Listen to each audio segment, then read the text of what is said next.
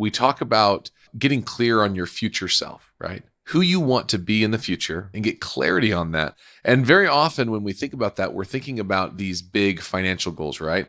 Often as business owners and high achievers, we think, okay, we want to accomplish these amazing things. We think about who our future self is, who we want to be, and it's always more money, more this, more that. But the reality is deciding who you want to be and then beginning to be that person now makes all the difference in the world.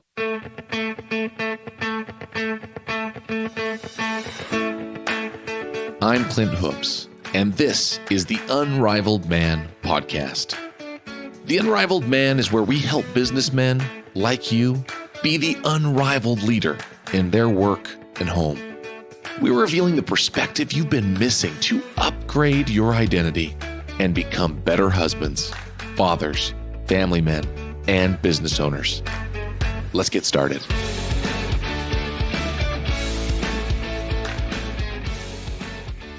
Welcome to the Unrivaled Man podcast. Thanks for joining me once again today. I am very excited to introduce my guest for today, Alan Barker.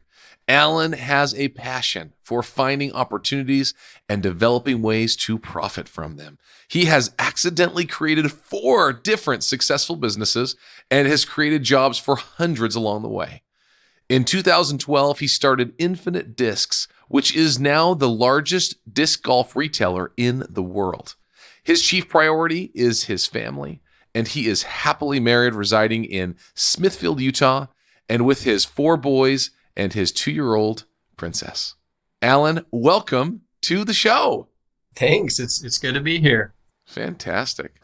Alan and I have known each other for quite a few years. Before we started here, I was just thinking about how long. I mean, I believe it's back 2009 or 10, maybe somewhere. I'm trying to remember. Yeah, probably 2009 to 2011. Yeah, I love it. Well, there's been a lot that has happened in those years. I know with your business specifically here. Yeah, we both have a few more gray hairs since, we saw in person. Definitely. Yeah. If you look at the YouTube version of this podcast, you can see that we definitely do. I love it. Well, it's fun. Well, there's been so many fun things. And I caught up a little bit with Alan recently on the phone. And as we were talking about all the things he was doing, I've been following him and following his company for a number of years. And I'm just thought, man, it is time to have Alan on the show. So I appreciate you coming on. All right. Well, let's see if anybody else appreciates what I have to say. Well, as we get started here, I really would love for people just to hear a little about your story, where you came from, how you came to start what's now the largest disc golf retailer in the world. How did this all happen? Yeah. Okay. We're going to go way back. We're going to go back to the year 1995 and 1996, which was when I was in high school. And the reason that was so significant is that's when the internet was brand new.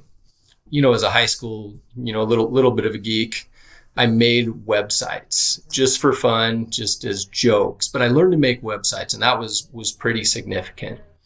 Then I went off to college, to Rick's College in 1997, and planning on majoring in computer information systems. So I'm in my HTML class in 1997, and most of the people in my class, I had just been doing stuff on the internet for a couple of years, and most of the other people in my class were newly returned missionaries who basically, it was their first exposure to the internet. So I was like really ahead of everybody. I was so smart because I knew how to make websites and all these things that they had missed out on for a couple of years. So I went there for school for a year, served a 2-year mission in Canada, came back, and then the world had drastically changed between 1998 and 2000, and the internet had gone to new levels, and I realized I wasn't a computer geek. I couldn't keep up. So I switched my major to business management, just because it seemed, I had some classes that kind of applied and it seemed like it could be relevant. But I never had any intention of starting businesses or forming businesses because I didn't consider myself a risk taker. And that's what we learned about. You got to be willing to take a risk to start a business. So meanwhile, while I'm at college for summer jobs, there was the opportunity to do door-to-door sales, selling pest control. So I did that one summer and it worked pretty well, made some pretty good money.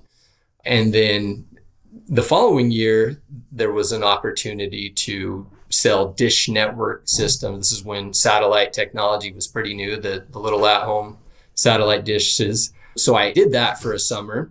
And then that's right when I was graduating from college. And I had no idea what to do. I didn't really know what I wanted to do with my life. So I actually started my first business as a dish network door-to-door sales company. Basically just got a bunch of my friends and we went places that we wanted to go. And we would go and we would live in Tucson, Arizona, Reno, Nevada, Lubbock, Texas, wherever we thought an opportunity presented. And then after we'd get tired of it, we'd move on to somewhere else. And it was fun as a single guy. Really enjoyed it. It was a lot of hard work, a lot of rejection. Definitely not anything I wanted to do forever. So, but good upside. yeah. Probably but right. Kind of fun. The big thing, it was fun with the friends. But then I met my wife while I was in Reno, Nevada. And, as a married person, it was a little different. My priorities had already shifted a little bit. Instead of just work all day and have fun with the guys, to getting ready to actually start a family. So what really significantly turned things is while there in Lubbock, Texas with my wife, she'd been with me for a couple months as newlyweds, and I injured my knee playing basketball. Meanwhile, my wife, who was from Reno, her family moved to Cache Valley. So northern Utah, for anybody not from around these parts. Yep, furthest north part of Utah. One of the most beautiful valleys in the world. Oh, it is gorgeous, especially this time of year. It's starting to get a little brown, but I love spring. And that's just one of the things I live for. Just so fun, just being out, on bike rides, on walks with my family. And it's just a great place to live. For no reason particular, but my wife was actually helping her family move to Cache Valley. And I'm like, well, I injured my knee, so I pretty much can't do door-to-door sales anymore. And I was ready to shut down the business anyway. So we moved here to the Logan area while I was recovering from my knee injury, which turned out to be a major ACL injury. And I never went and saw a doctor or anything, which was a mistake, but you can't change things that happened in the past now. So that's something you can learn. If you have a major knee injury, get it taken care of. Exactly. So we were up here and I really didn't know what I wanted to do. Fortunately, I had earned good money and I had lived frugally. I had a very healthy savings. One of kind of my original intents, when you're a kid, it's really hard to know what you want to be when you grow up because you don't experience anything other than school. I had experienced school. I'd gone to school. And so I'm like, yeah, I think I could be a pretty good teacher. So my thought was, I want to be a teacher, but I didn't want a teacher's pay. So my thought was, well, here's what I could do. If I can have enough money to buy a house free and clear, so that I don't have a mortgage payment, then I could probably afford to be a teacher, was the rationale in my mind. So I decided, okay, here's what I'll do. I'll get my real estate license. I have a good deal of money saved up in the bank. And so I was planning on buying, initially it was just a house for myself, but then I learned about investment properties and how that could be a good way. So I ended up buying a duplex that we lived in for a year. And then I bought a house in the neighborhood where we lived together. That was the plan. So while doing real estate, we go back to my internet, my Clark Stringfellow class at Bountiful High School, and I made my own website. This is 2005 by then, and the internet was very unknown by most real estate agents. And so at the time, very few agents had websites, and I built my website and I learned search engine optimization, how to make it so anybody looking for a real estate agent in Logan, Utah would find me. Before long, even though I was brand new to the area, I knew no people. I had more business than I could handle. I had too many clients and it was really fun. It was really exciting at first, as it always is when you're growing something. But it got to the point where I was overwhelmed and tired of never having weekends or evenings and always being on demand. That's kind of what happens when you're a real estate agent. So I had all these leads, more than I could handle. So I shifted my business. And I worked with a local real estate company called Cornerstone Real Estate, where instead of me working with all the people, I essentially sold the leads to them. That was essentially my second business. Then from then it was like, well, if I can do this in one market in the US, why can't I take this same model and expand it everywhere? Which was my next business. So I started a company called Boomerang Leads in 2010, and I got a partner, and we tried to grow really fast. And we had tons of employees, lots of people working, and we were building these websites and for these real estate agents, and we were doing really well. It was a little bit harder to manage than locally because we didn't have personal contact. And our business model relied a lot on honesty, because we'd make our money when the real estate agent would actually sell a house, and then we would count on them paying us a referral commission. It wasn't working quite as well. Meanwhile, during this time in 2011, I just started playing disc golf. And this was just for fun. I had the skills making websites and search engine optimization. And one of my employees also played disc golf. And so we decided, just for fun, let's start a blog where we review discs. The intent was, hey, this is something we do anyways. Maybe we can make a little money off of it. Well, the online disc golf market was far less competitive than real estate. And we were able to get those number one Google rankings really, really easy. And so we started to change the attitude to, we can actually make some money off of this. This is not just a hobby. You have people that want this gear and don't have an easy way to find it, right? Exactly. And the thing I really didn't understand is, because at the time I was a recreational player for the most part. And I didn't realize that for a lot of people, disc golf is a lifestyle. This is what they live for. It's their hobby. It's so much more than, oh, I need a set of discs that I'll use once and for years and years. It's, no, I need every new disc released by every new brand, because I need to try it. I need that next thing that will help me to throw farther, or something might be collectible. Once I realized that, I saw how big this small industry really is. So that's how Infinite Disc started. It actually kind of started that there was another company in Utah. It was called Altitude Disc Golf. And so I'm like, hey, let's partner with these guys to see if we can work with them. Well, just as I reached out to them, they were actually going out of business. Oh, goodness. That's giving you a lot of confidence for your new business, right? You're like, Great confidence. But it was actually a very motivating factor, because I'm like, hey, can I just buy this business from you? And the guys were like, no, we have our own exit strategy. And it kind of ticked me off. I'm like, okay, fine. I'm just going to make my own business that will show you that we can do it. And we did. So Infinite Disc officially started almost 10 years ago in November of 2012. I've been talking a lot. You have any follow-up questions for me? Well, the crazy thing is, right during that time, that was just a month or two after we left the Valley, actually. Right then, right as you started. So we missed this just barely. But man, that is exciting stuff. So let's get a little background. You have went from a few different types of businesses, all honestly using some of your unique skills. Once again, learning to work hard in the sales side of things, using your internet skills and SEO, and then you're to this point in your life. So what does your life look like at this point? So you're married? Yeah. So at that time when Infinite Disc started, I had 3 boys. My oldest boy would have been a 5-year-old, a 2-year-old, and a newborn. Also at this time, so my 3rd child is autistic, and he was the most difficult baby ever. My wife also experienced during this time some postpartum depression.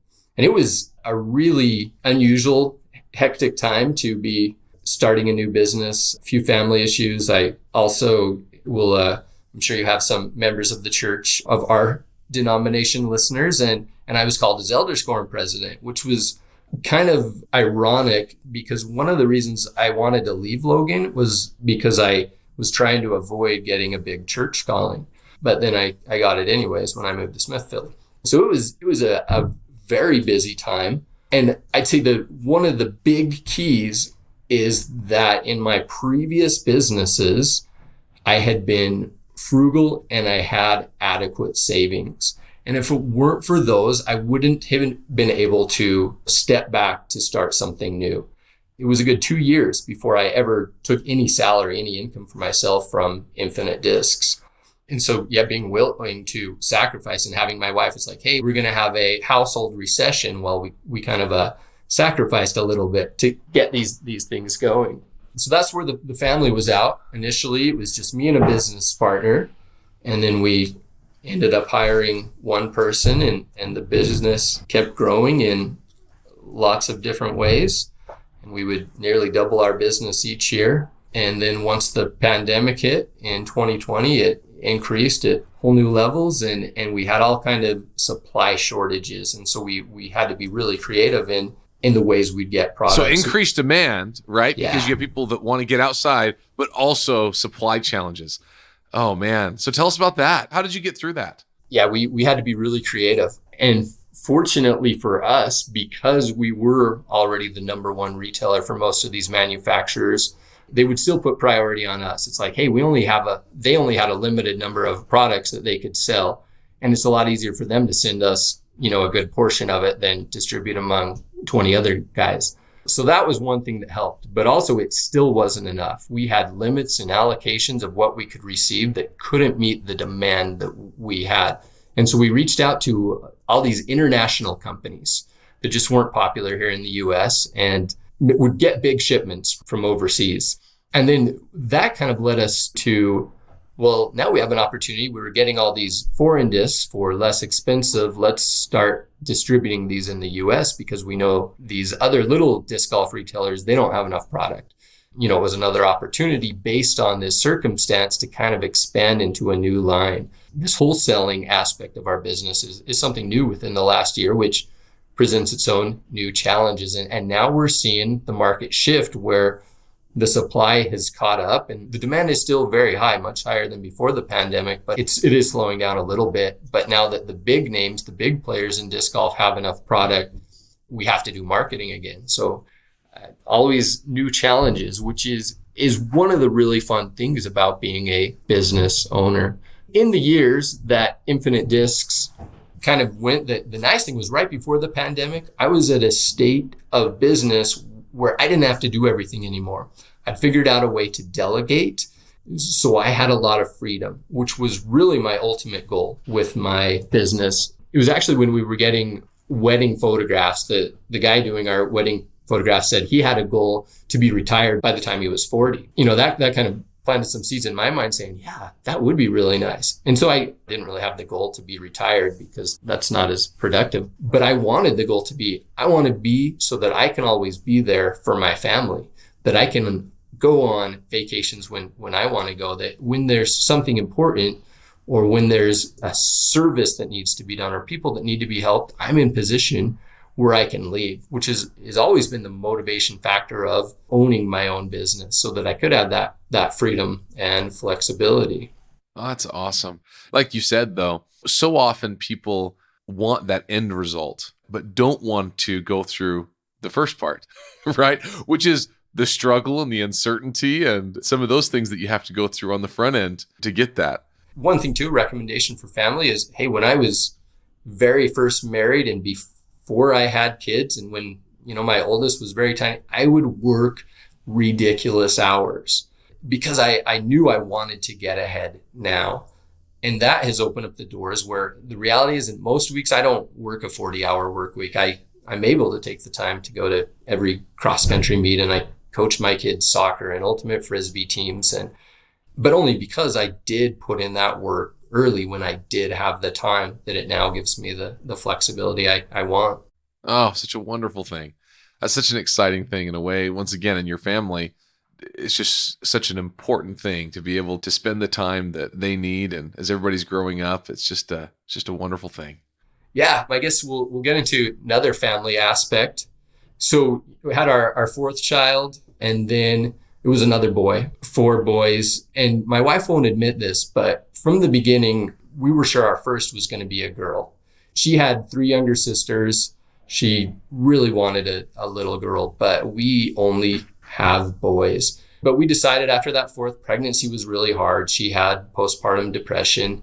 We were done with our family for a while. And then certain things happened where she felt that we needed to adopt a child. And so after 4 years of, having our youngest child big enough that he can do things himself, that they're not difficult, we were able to adopt a little girl. And that was such a blessing. and a neat experience, lots of little miracles that led that to happen. And she was the best baby ever, which when you're over 40, it's a lot harder to have a little child that can't sleep. But she slept so well. Now that she's a toddler, she's definitely has some challenges, but definitely neat to have an additional family member added through adoption. And once again, that was possible. Adoption is not cheap because of work ethic and things I'd done in the past that made that opportunity an option. Oh, what a blessing. That's actually just like my family growing up. I have 3 other brothers. So my family has 4 boys growing up, and I have my youngest is a sister. So it's exactly the same. 4 boys, and then the youngest is a girl. So I think it's a pretty good way to grow up. So that's fun. I love it. Well, that's so good. Oh, so many exciting things. What else is getting you excited right now in business or life? Yeah. So one kind of really fun thing is obviously when you're working and creating a business, that's the priority. When you get it to a state where other people do a lot of the work, you can focus more on yourself. And a couple of years ago, I made that decision. I wanted to work more on my own health. And so rather than going straight into work, I do my exercise each morning. And part of that is playing disc golf almost every day, which I'm excited because even though now I'm older and technically shouldn't be as good, I'm now playing the best disc golf I've ever done, which is kind of fun and exciting. Another thing I'm really looking forward to. So my oldest son is now 16, and this summer he signed up to do a humanitarian trip. He's going to Cape Verde, Africa to help build a school. And they needed some parent volunteers, and I'm going to go with him. And it's really fun because I haven't been this excited for any kind of trip for a really long time. And so bringing back the youthful side. So I'm going to be heading to Cape Verde in a couple of weeks here. That's a couple of things I'm excited. That is so fun. We've talked a little about missions for the Church of Jesus Christ of Latter-day Saints today, and I served my mission in Mozambique, so southeastern Africa, which is a Portuguese-speaking country. So I knew several people from Cabo Verde. So lots of fun. Cool. And that's the reason we chose there. My children are in a Portuguese immersion program. I don't speak Portuguese, but I'm excited to go there. And my kids are in a Portuguese immersion program here in our area as well. Oh, that's awesome. Isn't that funny? Yep. Another thing, we need to get together and have our kids speak here. That's fun. I love it. It's amazing how these kids have such an ability to learn something. Honestly, it's very difficult. I mean, learning a language is not easy. And these kids, I mean, it's amazing. I mean, I learned later in life, and my kids, I mean, they go to half their day in Portuguese, just like your kids, I'm sure, right? And their teachers are from Brazil. And so they speak a little different Portuguese than I do, a little different accent and things, but it is amazing. They're always like correcting me. Nice. With my African Portuguese, and they're like they're like, that's not how you say that. I'm like, it's just an accent, I'm not wrong. But it's fun. They're so smart, and it's an amazing thing, and something they're so proud of, being able to accomplish something so big at such a young age. It's pretty cool. Yes, it is. Well, right on. Well, as we get closer to the end of the show here today, one thing I always love to ask is, what top actions that you would have for my listeners? What would you say? What would help them most in their life? One thing that really helped me is I had goals. I had goals from the beginning, and a lot of these were financial goals. Hey, the goal was, hey, once I reach this level, then I want to step back to ensure I can spend that time with my family. But I kept finding that once I would hit that goal, it'd be like, well, let's just keep going. I've got to really make sure I'm financially secure. And I think that's a mistake, because obviously money is what it is, and it does allow us to do things. But it's make sure once you have that goal and accomplish it, what is your real motive? Make sure you step back and do that. And so for me, it's, hey, spending time with my family and making sure that I'm in good shape and have good health, that I can be there for them. So that would be an action. Obviously set goals, but make sure we keep that perspective in mind of what our true intent, what our ultimate goal really is. I love that insight. There's so much wisdom there. One thing I think about that we talk about occasionally on the show, we talk about getting clear on your future self, right? Who you want to be in the future, and get clarity on that. And very often when we think about that, we're thinking about these big financial goals, right? Often as business owners and high achievers, we think, okay, we want to accomplish these amazing things. we think about who our future self is, who we want to be, and it's always more money, more this, more that. But the reality is deciding who you want to be and then beginning to be that person now makes all the difference in the world. Dr. Benjamin Hardy just came out with a book called Be Your Future Self Now. I love the book, highly recommend it. I'll have to put it in the show notes for people to take a look if you'd like. He talks a lot about this and getting clear on the things in life that matter and begin doing those things now. So I love what you said. And you can see it by your example and what you're doing and some of the stories you give is you can be extremely motivated and do well financially, but taking the time for your family and deciding what you want that to look like and then doing it and holding yourself to that, that's an amazing thing. And it's a rare thing. Most people don't do that. Most people often just go blindly and just keep their head down and grind.